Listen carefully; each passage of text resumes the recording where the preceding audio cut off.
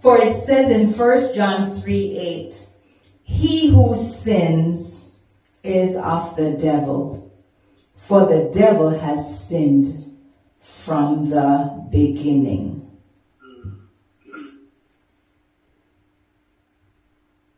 And so anytime we commit sins or omit the things that we should do, we have sinned.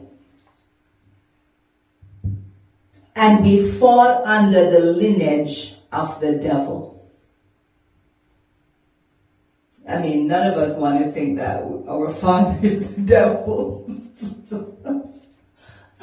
You know, I can imagine, remember when Jesus was talking to the Pharisees, and they were always having these discussions.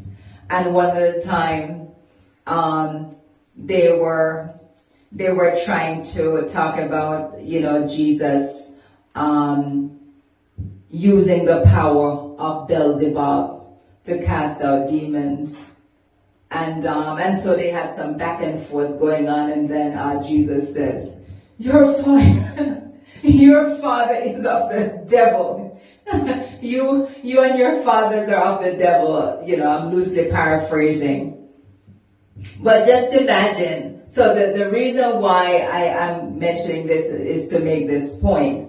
The Pharisees would be the spiritual elites of their time. They're the people that spend time in studying the Word of God. And they do not just study, but they do all types of theological dissection. So they really get deep into the Word. And so they are considered to be perhaps an expert, the expert in their own rights. Or they are received and noted as those are the spiritual scholars of the Word of God. And so just imagine, them carrying that title or having that title. Perhaps some of them gave it to themselves, but it was bestowed on them by the people because the people of their time recognized them for who they were. They were teachers, they were leaders in the synagogue of the time. And to have this man who they don't know, who is the Son of God, fully God, but fully divine, but still man. So Jesus was operating in this dual position as he was journeying on the earth. And in discussion, they're just so frustrated,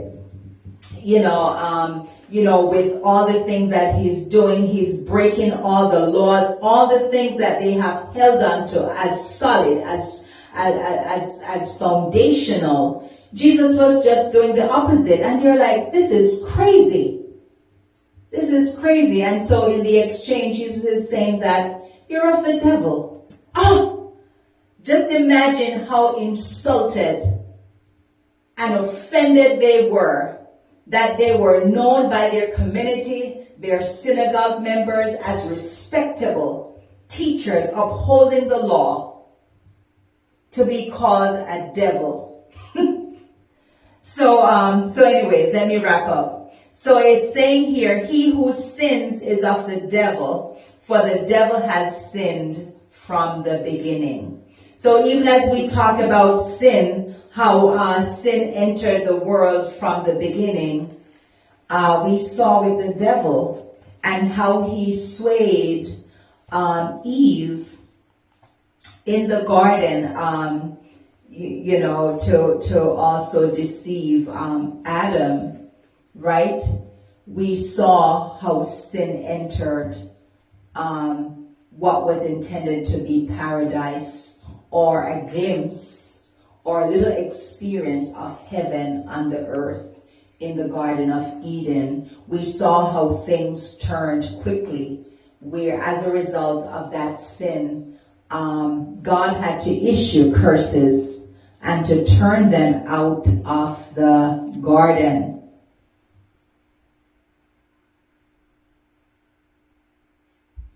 And so,